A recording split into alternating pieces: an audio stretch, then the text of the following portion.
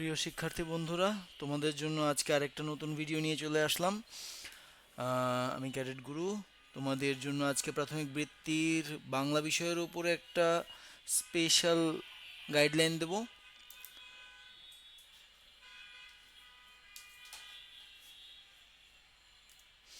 আজকে মূলত বাংলা কবিতার উপরে, যে কবিতা সংক্রান্ত যে ধরনের প্রশ্ন হতে পারে তোমাদের, সেই বিষয়ের উপরে যে প্রাথমিক বৃত্তির মানবন্টন প্রকাশিত হয়েছে তার সেই অনুযায়ী তোমাদেরকে একটা গাইডলাইন দেবো, নমুনা প্রশ্ন তুলে ধরবো। আশা করছি তোমাদের এটা কাজে লাগবে।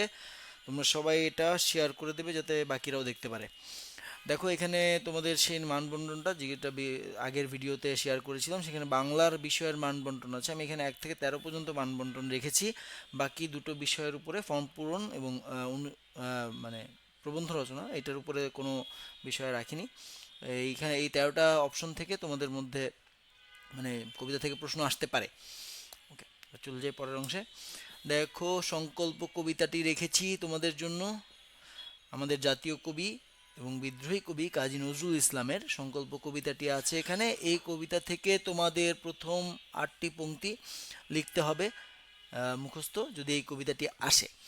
এখানে কবিতার নাম, কবির নাম নির্ভুলভাবে লিখতে হবে এবং কবিতার যে 8টি পংক্তি তোমরা লিখবে সেই 8টি পংক্তির দাড়ি, কমা, সেমিকোলন, বিরাম চিহ্নগুলো সঠিকভাবে লিখতে হবে।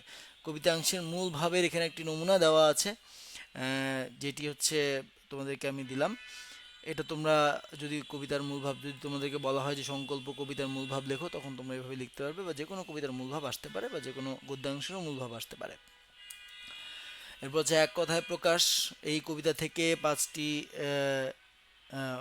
বাক্য নিয়ে, বা 5টি বাক্যের অংশ দেওয়া হয়েছে, যেগুলো থেকে তোমাদের এক কথায় প্রকাশ করতে হবে।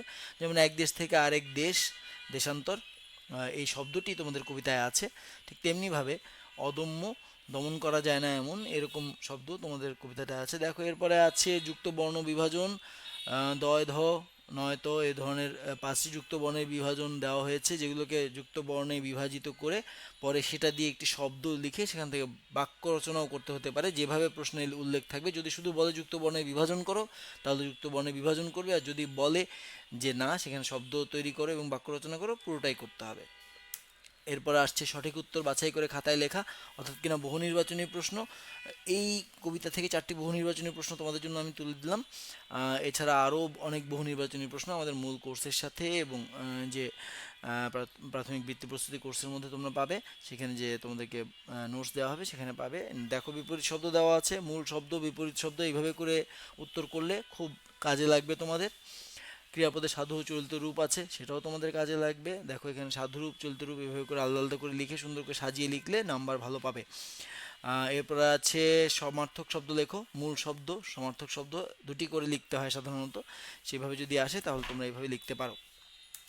এরপর আছে বিরাম চিহ্ন বসাও। এইখানে দেখো, কবিতার যে পংক্তিগুলো তুলে ধরা হয়েছে সেখানে কোনো বিরাম চিহ্ন নেই, পাশের উত্তরে সঠিক বিরাম চিহ্ন বসিয়ে দেওয়া হয়েছে।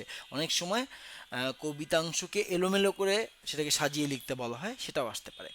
নিচে 4টি সংক্ষিপ্ত প্রশ্ন দেওয়া আছে, সেই সংক্ষিপ্ত প্রশ্নগুলোকে তোমরা এখানে আসতে পারে, সেটাও তোমরা লিখতে পারো। বিস্তৃত প্রশ্ন আসতে পারে, সেটার নমুনা তোমাদেরকে পরের ভিডিওতে দেখাবো। আশা করছি এই ভিডিওটা তোমাদের অনেক কাজে লাগবে। দেখো, এখানে দেখা হয়েছে প্রশ্নগুলো কীভাবে লিখেছে। কবি বদ্ধ ঘরে থাকতে চান না কেন, সেটার উত্তর দেওয়া হয়েছে। যুগান্তরে ঘূর্ণিপাকে মানুষ ঘুরছে বলতে কি বোঝো, লেখো, এটা জানা হয়েছে। চন্দ্রলোকের অচিনপুরে কারা যেতে চান, কিসের আশায় বীর মরণকে বরণ করেছে। এই ধরনের প্রশ্ন তোমাদের এইতে আসতে পারে। আশা করছি এটা তোমাদের কাজে লাগবে, তোমরা প্রস্তুতি নাও। আমরা সবসময় তোমাদের পাশে আছি, এবং আমাদের ফেসবুক পেজে খেয়াল রাখো, গ্রুপে খেয়াল রাখো, এবং আমাদের প্রাথমিক বৃত্তি কোর্সের দিকে তোমরা নজর রাখতে পারো। ধন্যবাদ।